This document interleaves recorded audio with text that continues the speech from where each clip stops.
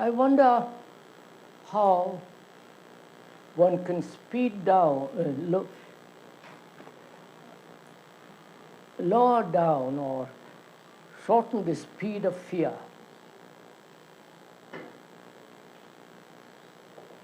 I think that we should go into that little more deeply into the question of fear. Don't you? I don't know what, because we have touched upon it 2 or 3 times during the course of these discussions. And I'm not sure to what depth or to what extent one is really understood it and free from that terrible thing. Shall we discuss this more?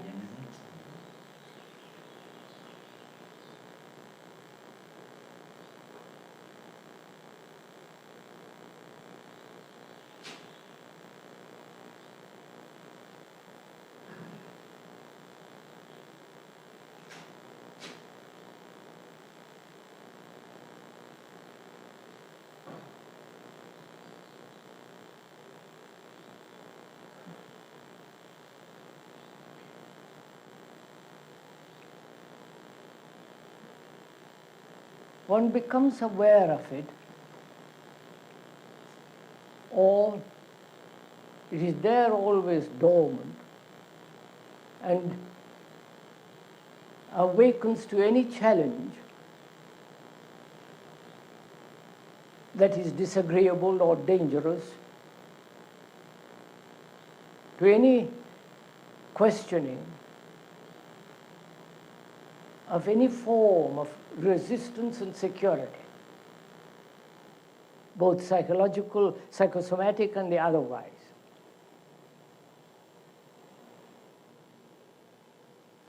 When one becomes aware of it, fear, what does one do with it? Or what is there to be done?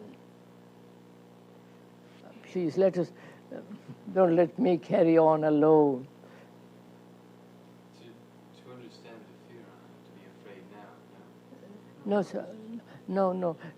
Don't reduce it to such. Fear, sir, physical danger, physical illness and the pain of it and the recurring of that pain, fear of death, fear of loneliness, fear of not being able to fulfill, fear of not being loved, fear of complete isolation, loneliness, fear of not having anything to depend upon.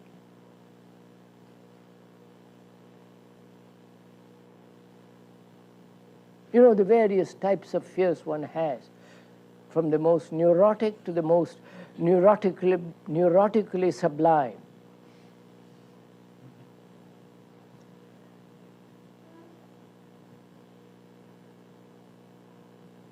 Now, what is one to do?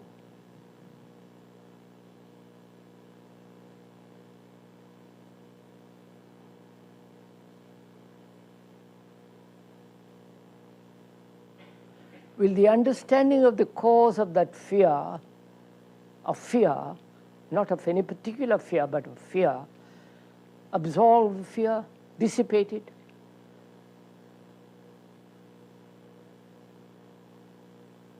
One knows the cause of fear as loneliness. Not having anything to depend upon, belief, person, or things.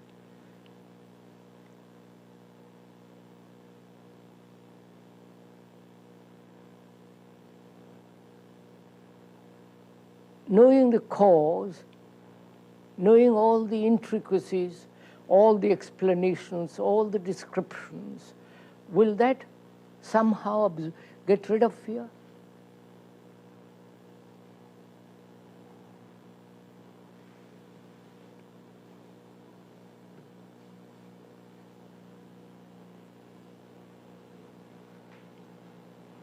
Won't you join me in this, or am I to carry on by myself? When you see yourself in that fear, and you see it, you understand it, you feel it, and you see it. And then, isn't that moment where it just isn't anymore, and you can act from that act, that thing that you do not act, you react, you see it. And you just go. Isn't what you do about fear more important than the fear itself?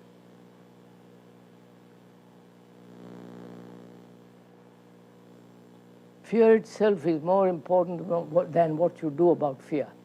They said the reverse. They said the reverse. All right. Well, all right, sir, you've explained all these things, then what?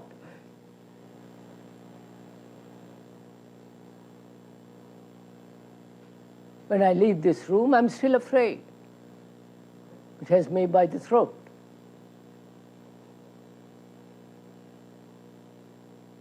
And I would like to entirely be free of it. Completely. So that it never touches the mind.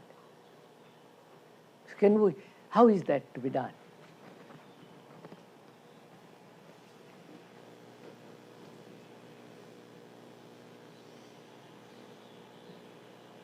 Does one really want to do this? To be entirely free of fear?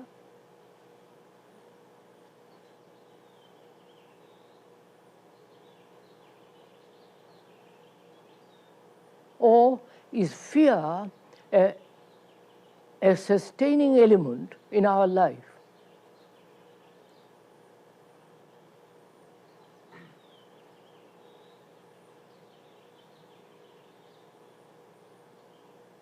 Belief, obviously, is the result of fear. Belief in so many things. And knowing the danger of belief, we cling to it, though it breeds fear.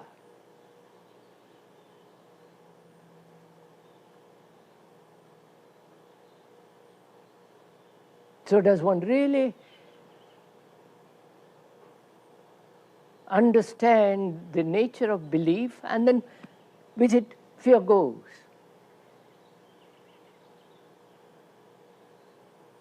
Which means the mind is freed from the things that are causing fear. That's one problem. Then the other is it to be done slowly, analytically, taking time, day after day, peeling off the layers of fear? Or must it be done at once, totally, completely? I don't know if I'm making myself clear. I can't see that there isn't preparation before seeing it completely, totally. No, sir, I know this is the good old business of preparation, Right. training, discipline. Can we go into that? Wait, we're going to go into all that presently. But let us see the question involved in this, the question itself. Can fear give you confidence to act? No, please, one is afraid. Fear caused by belief. Because I hold on to a particular form of a concept, formula, ideation, which is very gratifying, gives me vitality, gives me something to lean on. My wife, my husband, my house, my belief, my God, my religion, my knowledge, and so on, and that the very leaning on it, depending on it, sustains fear.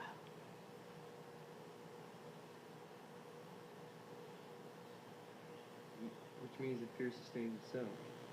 So that's one question. Does the mind really want to be free of belief? And therefore awaken fear. Bring it out.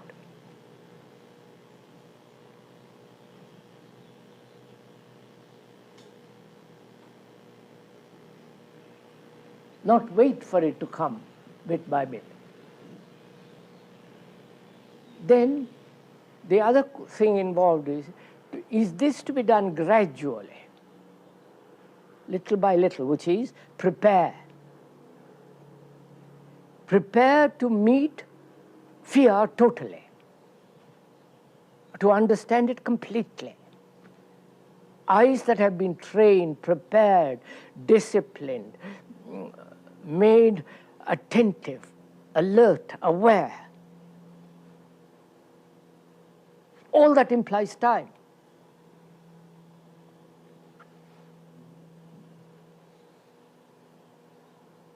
Or is the mind to put aside all that?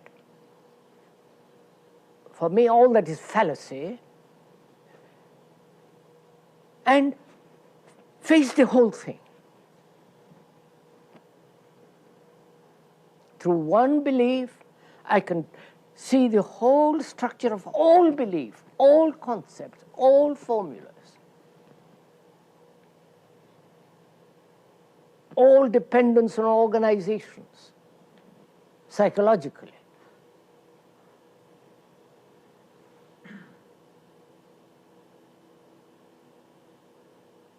So,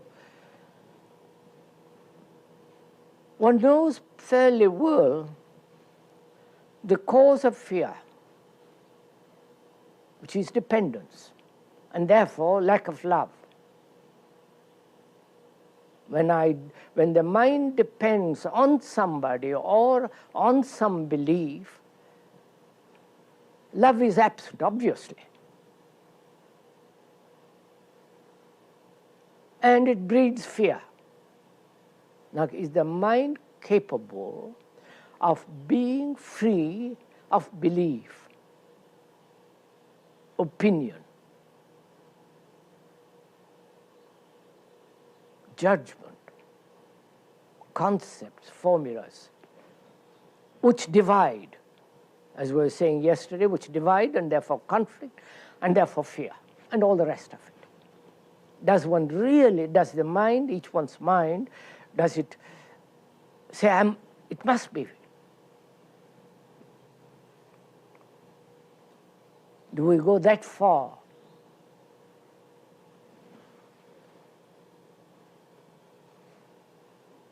When you see the fallacy of any one of these things, Do you, not when, sir, do you see it? No, don't let's theorize about it. I want to leave this morning, when I leave this room, I want to be free of fear. Forever. It won't touch the mind. Otherwise, it's not worth it. You follow? So how is that to be done? Sir, haven't you gone through preparation? No, cut me out. No, I don't think that works that way. Preparation, do you know what it means, sir? Do listen to it. Preparation implies time, right? Gradually prepare to face fear, to face loneliness, then what are you preparing? I see it as a matter of acquiring a tool. And not, I don't expect to see it through the practice. Look at your own difficulty.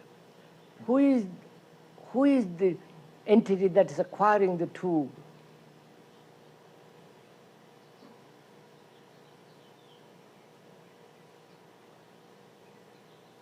It is thought, obviously. Thought sharpened.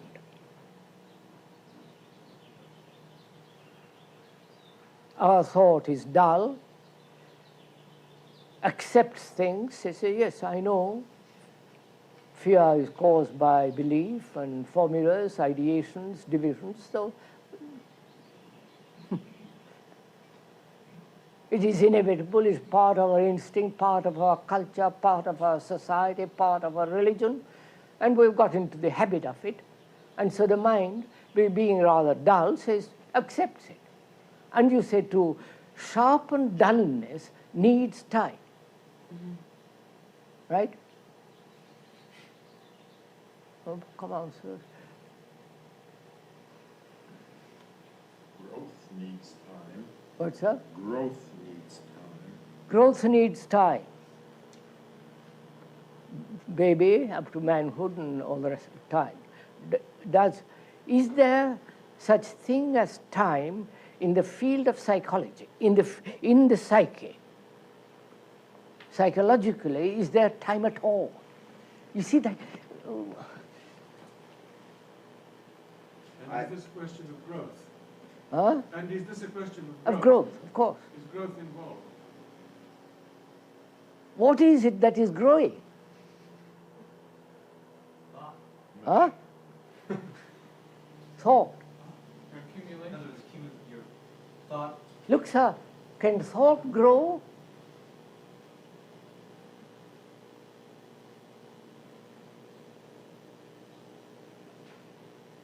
Thought being the past, response of the past.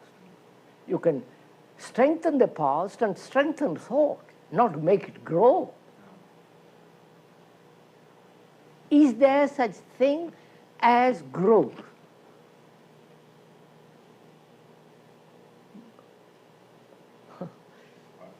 I have seen people grow progressively less fearful in a marked way, but I personally have never seen people instantaneously. We're going to find out, sir. Either we have a door, either we open the door remains closed. We want, sir? Either the door is closed or it's open, never in between. Cool.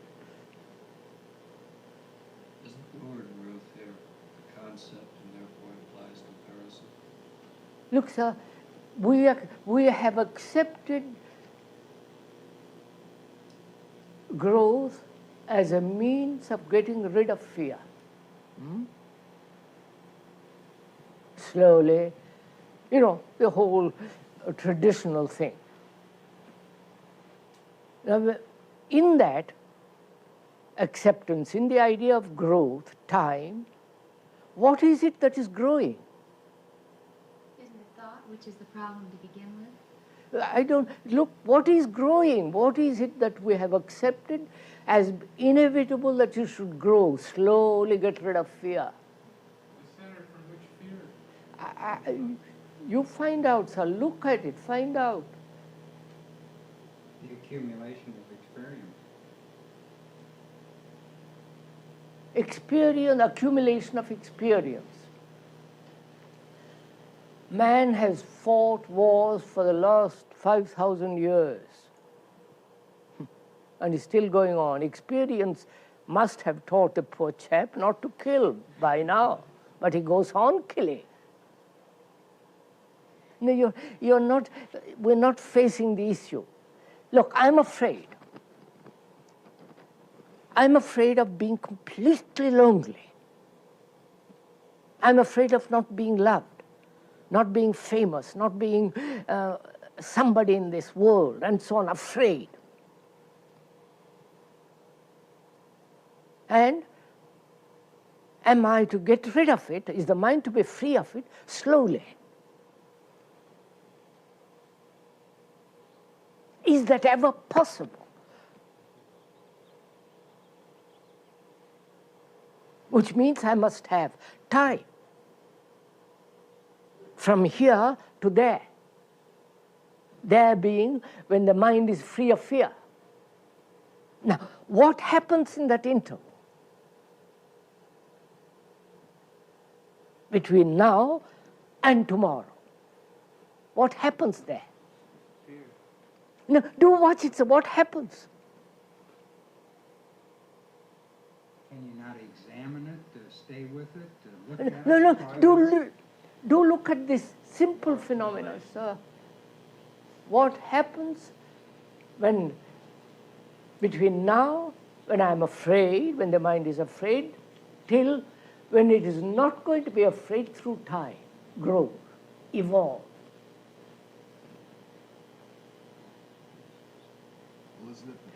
Do listen, look at the facts, sir. Don't speculate on it. What happens if I think I will be happy in 2 weeks' time?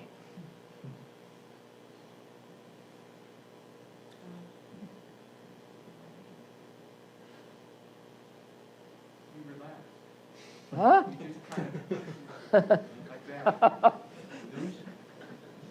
Do look at it, sir. Do look at the fact. I am violent, and eventually, slowly, gradually, I'll become non-violent. Violence will peter out of me. What has happened between the interval, between now and then?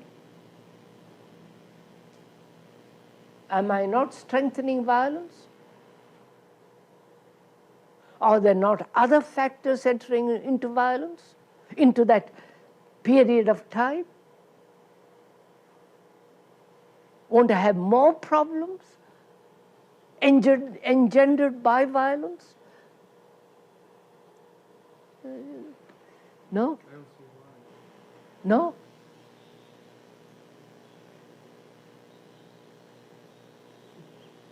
All sorts of things intervene, and you haven't really given your attention totally to the one thing that you're trying to be free of.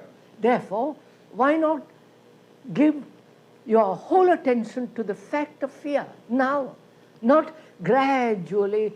So come on. The whole idea of setting up the future as opposed to the present, The present. is conflict and violence. Of course. So, say a No, violent sir. situation. I want to be the mind says, I must be free before when I leave this room. What are you going to do?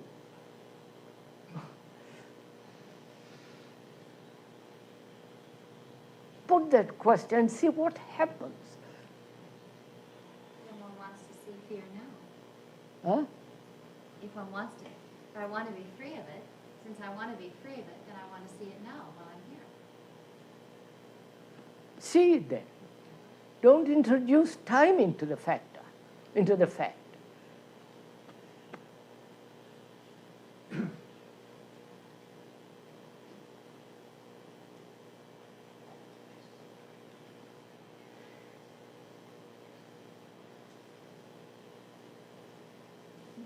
If you are hungry, would you say gradually I'll eat?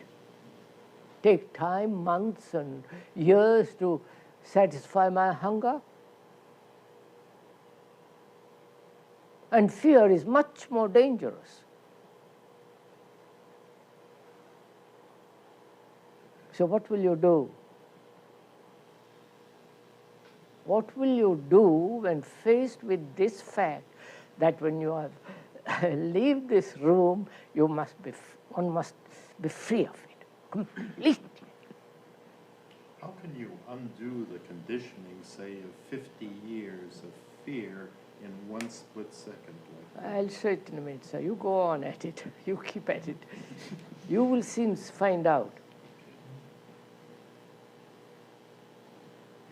If you compare it to hunger, you want to sit down and get at it right now. Do it. Are we looking for a replacement for fear? No, that's another trick. No, I mean, is A that, substitution for fear is still fear. yes. That's why we can't get rid of it. No.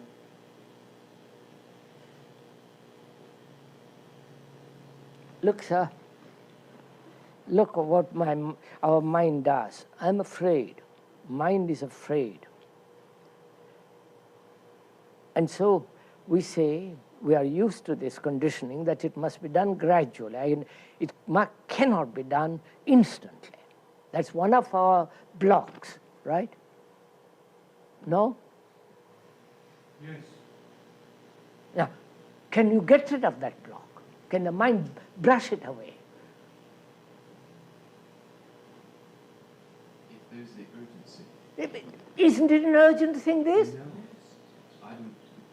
It hurts a little, but not badly. No. Well, it's just that Why isn't it urgent, sir? God knows. God knows, when you say God knows, you mean you haven't thought about it.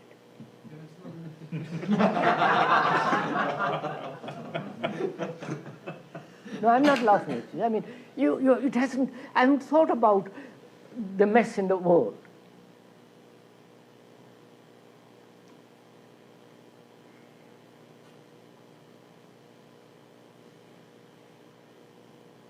So we see that time is out. No, we say that, sir, and go back to it. No, we see that it's out. It's mathematically impossible. And that means analysis is out. Everything. And no, look at it, sir. Time means analysis. Analysis means time. Of course, both. So the mind has rejected completely analysis and has rejected completely the cause.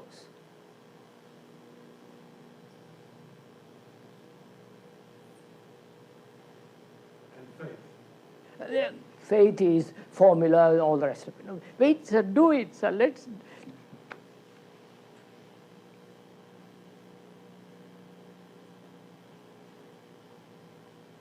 So is the mind that is now here operating free without substituting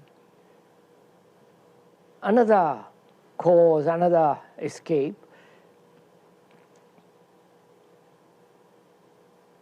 The idea of analysis. Analysis implies the analyzer and the analyzed. Analysis implies a constant examination, and each examination, analysis, must be complete. Otherwise you carry over something which is going to interpret the next analysis.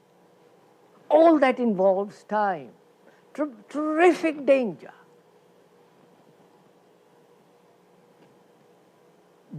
Does one see that?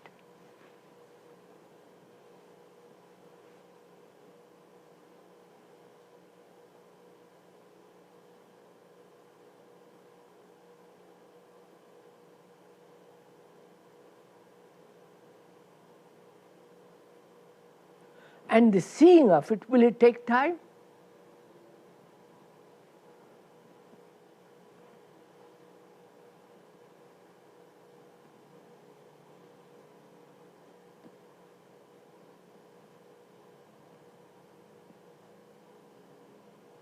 I wonder why we accept time at all. Apart from the chronological time by the watch, yesterday, today, and tomorrow, why we accept time at all?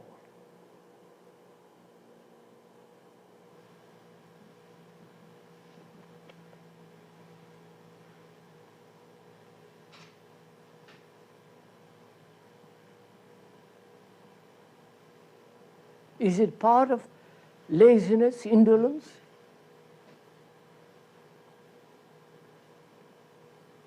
Part of this terrible indifference which accepts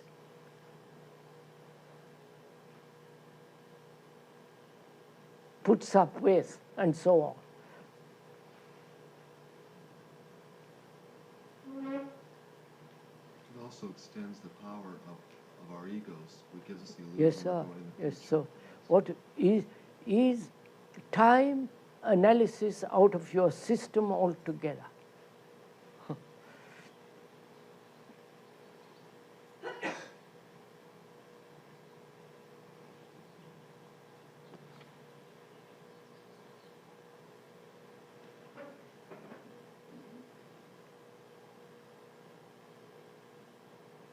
And if you find the cause of fear, will that free the mind of fear? Fear in duration. Fear In duration. in duration. Yes, the Yeah. limits will be time. Of course. Not fear itself. Let's say, well, you said, no, but in this room right now, I experience fear. Now, if the fear, this process of fear, if I let it happen all the way through until it's completely, let us say, the experience completely happens, Yes. and I devote myself totally to it, without bringing in the future into it. In other words, I'll handle this part of it tomorrow. Shall we say?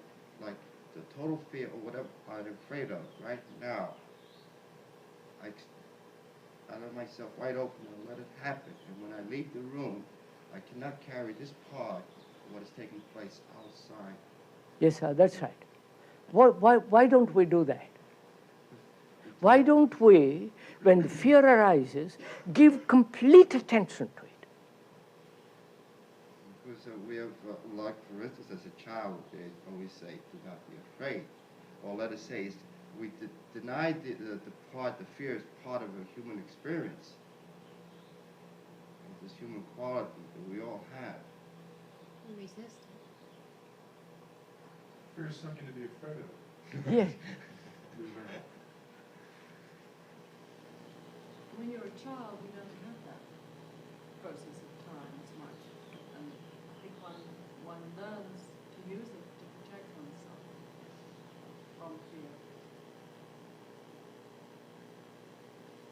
A child doesn't have any, he doesn't have any fear because he has no thought of the moment, of before. So need we, forgive me for reminding you, need we discuss a child when we are grown-up people? At least thinking we are grown up? Here is a problem, sir. Do please put your teeth into this.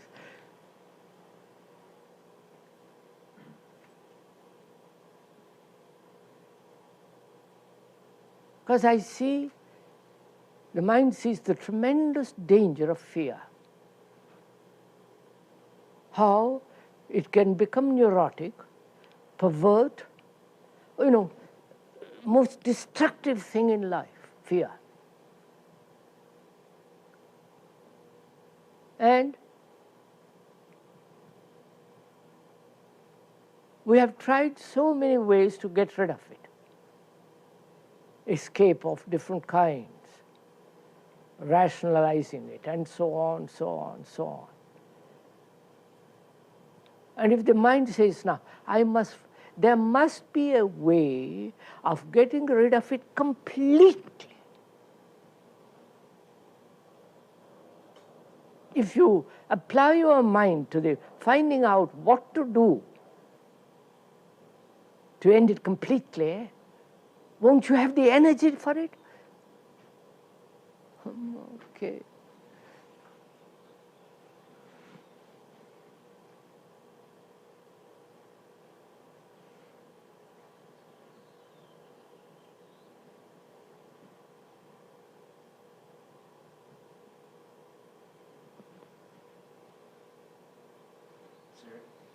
What one must do then is to be free of any cause of fear, which would be any dependency, anything at all which we through habit have come to depend upon for so long, whether it be money or anything else at all, so that what would imply walking out of the room with no fear at all would imply a person who was totally himself, totally with not anything that he retreated to at all. There'd be nowhere to go. To be oneself, are you saying? I should think oneself is the most dangerous fear. Well, what I meant by that, sir, is to be totally independent. It seems to me we aren't serious enough about it. Then why, sir, then why take all this trouble to come and sit here and discuss with a poor chap coming from an old pot of it? Just for the fun of it? No, I mean, if we were trapped, and You are trapped. and there's no other way out. You are trapped. Don't we put all our energy into the evasion of fear, and therefore never get any place? Of course you do. Evasion is one of our first instinctual responses. That is fear. No, of course. You see, you're giving explanations. I can give dozen explanations, but at the end of it, I've still got fear. What is to be done? I will find that any given moment there is no fear, but by giving it time, we have fear. By giving it time. Obviously. I see it more clearly. Moving away from what is, the very movement from away is fear. Yeah, I see that.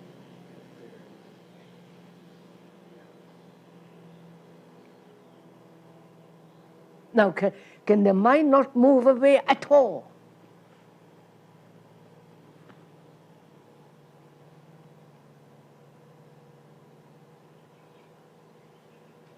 Non-verbally, verbally, in any form, not move away from that.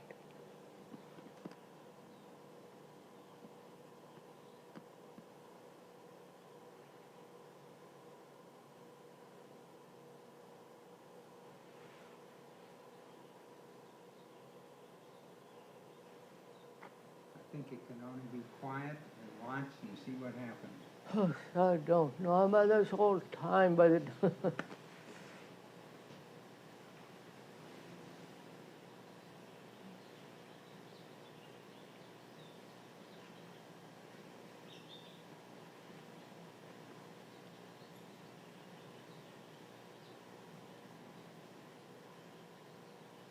time won't absorb it. Time won't resolve it. Finding the cause of fear won't resolve it. Analysis won't get free the mind from. So what is one to do?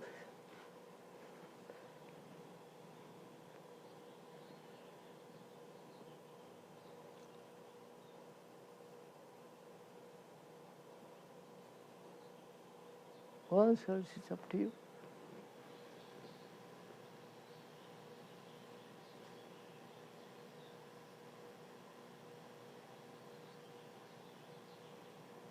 And also there is this question, the very deep hidden fears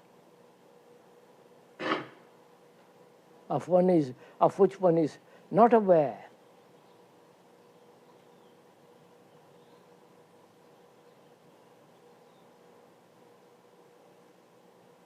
To bring all this out on the surface. Are there different fears, sir, or is there only fear? I think there is fear in relation to different things. It's the same fear. Same fear, of course. Because we wouldn't, how can we bring them all out? There are a myriad of them. No, sir. Look at the look at the problem involved. Time comes, if we have to look for them all. No, you don't have to look for them all. Look at the problem. What is involved in this? How we have destroyed. You follow? Inventing all this hocus pocus.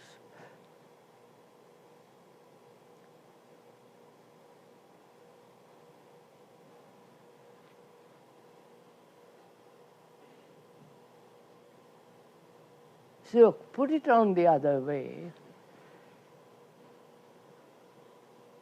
Action of fear is one thing.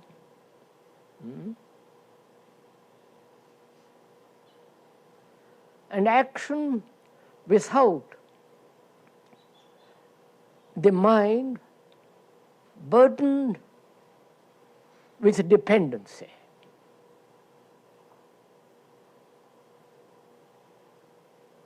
The mind that is free from all dependency, its action is different. And the mind that is burdened with fear, its action also is different, entirely different.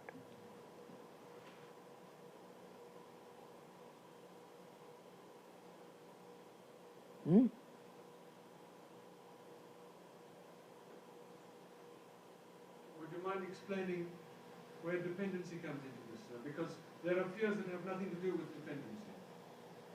Yes, sir. Is there fear which is not in some form or other dependent?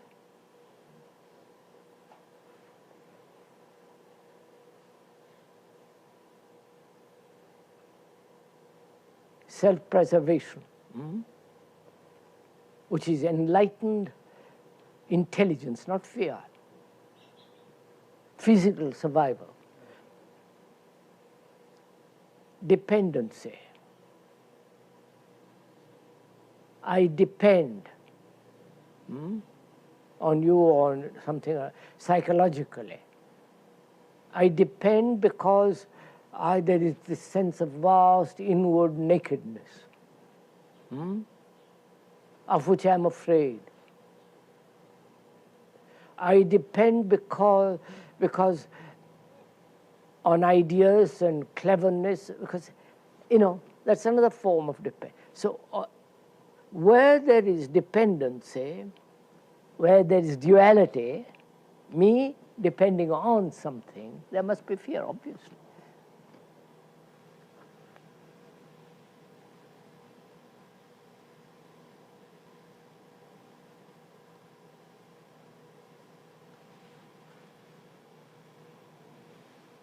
If I have cancer and I feel pain next month, is there dependency? Because I know that people die with great pain. Yes. And I think this is coming my way. Is there dependency? Indeed. Subtle form. Be dependency on some idea. The doctor says you're for it. You're for it. And then if I'm not afraid, I say, all right, sir, take it out. You are, because pain is very... Which means what? Look at it, go back, look at it, the whole thing. Memory of health, the time when I had no pain and now I have pain, and the idea that I might have pain for the next 10 years as long as I live.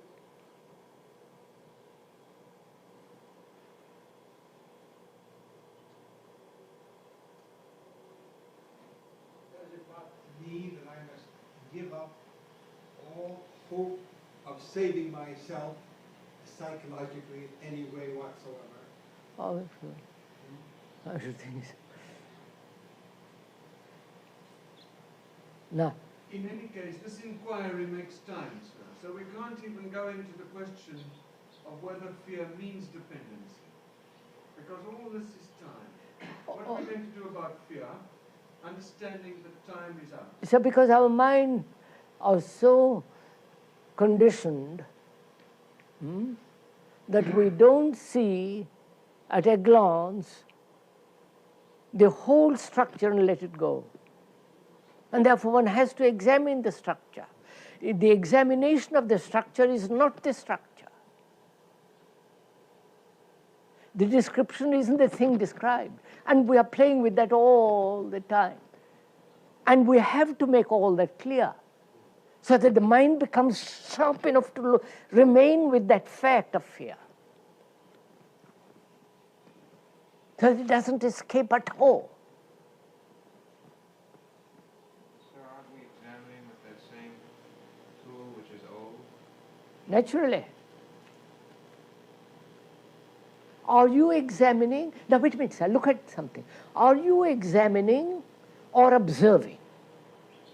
No, this is very important. By observation, then you mean? Wait, look at it. Are you observing the phenomena, the structure, the nature, just observing? Or are you examining? The two things are different, aren't they? At least they are different, for me at least. I observe the tree, I don't examine it. I observe the tree and see all the movement of the breeze and the leaves and, the beauty of it, and I observe. So then in observation, is there no accumulation? That's what we are, of course, not. So please, I'd follow it. Are we examining or observing? You examine something that's sick. Big one, sir? You examine something that's sick. That's but you right. observe something that's Moving, living, and alive. like a river that's moving, you're observing. You're on the bank and the water is going by, you're observing. Now here, what are we doing? Observing or examining? Excuse me, sir, the statement there, can't you observe something that's sick also? Of course you can. Don't let's beat around that for the moment. What are we doing, sir?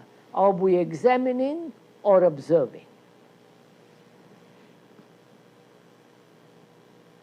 It seems to me we're examining and we should be observing. Not seems to you, sir. What are you doing?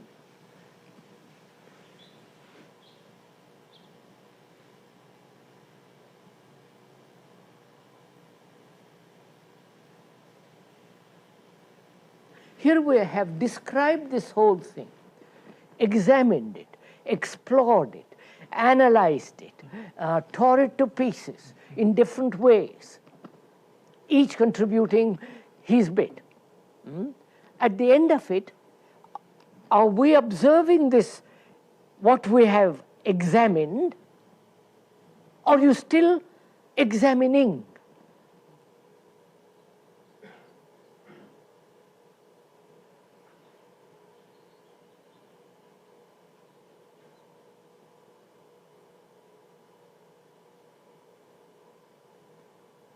Which means discovering more causes, more explanations, more descriptions, more opinions, more the knowledge of the specialists and so on, so on, so on. We can do that indefinitely. Now, can we stop all that and observe?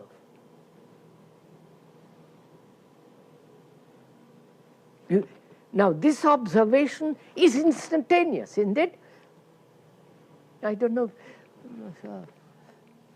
Huh? Therefore, there is no time. I mean, if I go back to my childhood, why I'm afraid? Because my mother put me on a different pot from the old pot. I mean, there is no end to that kind of game.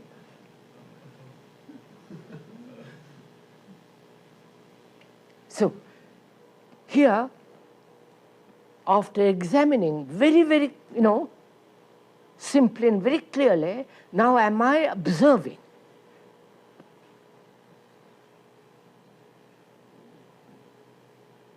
And therefore my observation is completely attentive.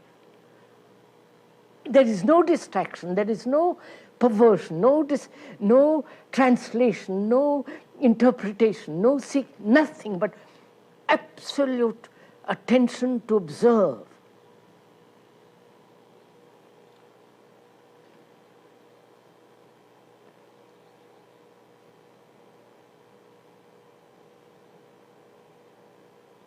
And in that state, when there is complete observation that way, is there fear?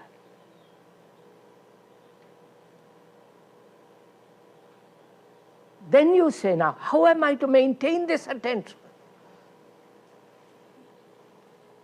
I can do it for the moment. But when I go out, it's back. I'm lost. Now see the game we play with ourselves. When I leave, I become inattentive.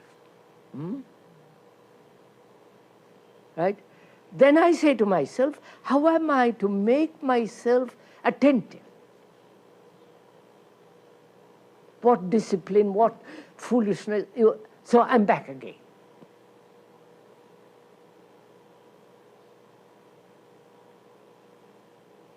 So, at the moment of inattention, observe inattention. Not try to change it to something else. I don't know if you're meeting all this.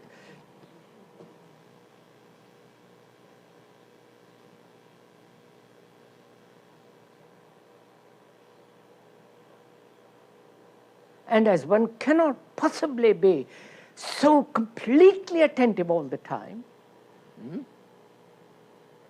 But the moment there is a challenge which awakens fear, you are there. I don't know. Your whole attention is there. Therefore, be inattentive. And know you are inattentive. I don't know if you are following this.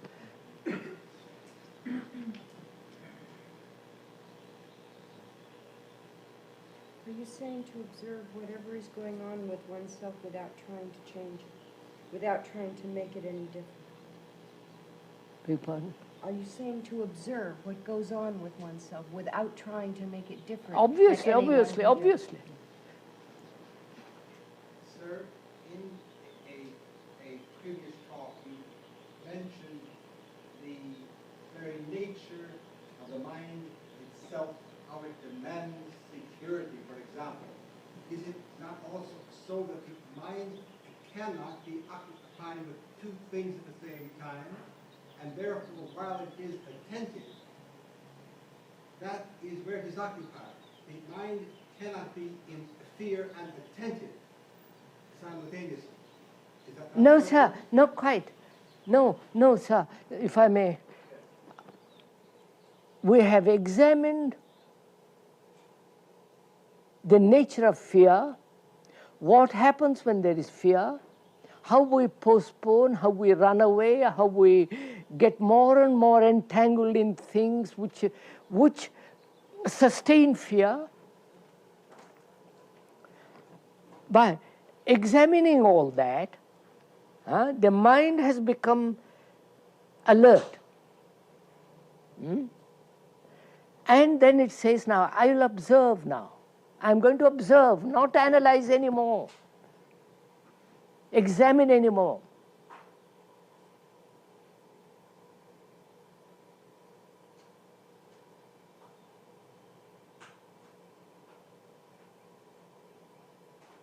And when the mind, which has examined, observed, gone in, explored, becomes extraordinarily sensitive, doesn't it?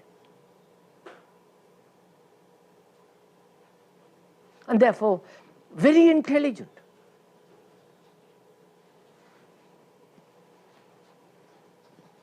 And intelligence is this observation.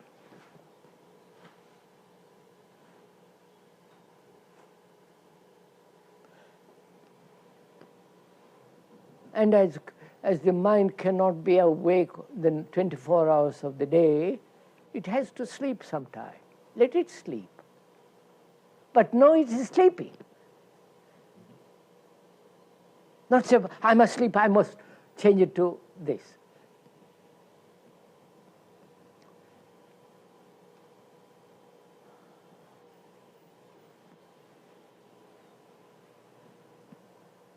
Now, sir, at the end of this hour, is fear with you?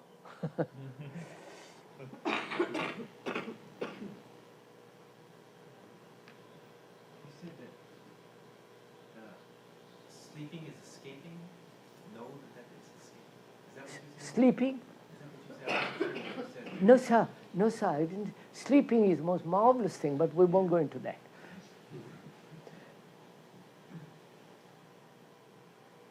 So, most of us are inattentive.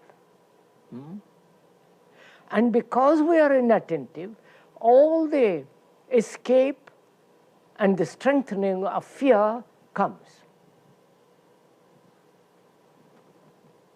Because we are inattentive.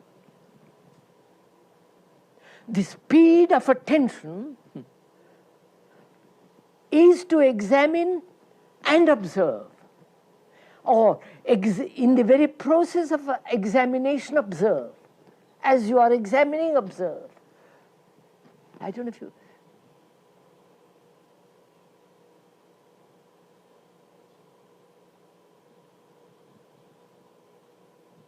We are observing, we have the sense we are fearful. We observe now our whole feeling and behavior in fear. We are fearful of losing something or being found fault with. We observe that. We are there, we're standing our ground, we're in it and observing it. Then the very observation is the ending of the fear? Yes, sir, but it all depends how you observe. Not critically. No. That's where the key is.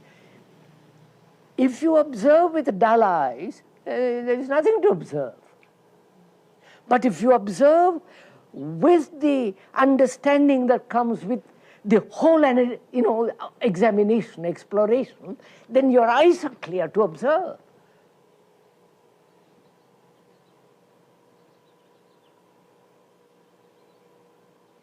I was going to say something here, which I don't know if you want to go into it, about sleep.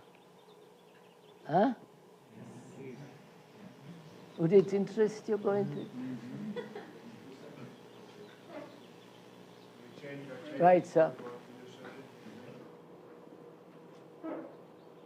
Yes, sir.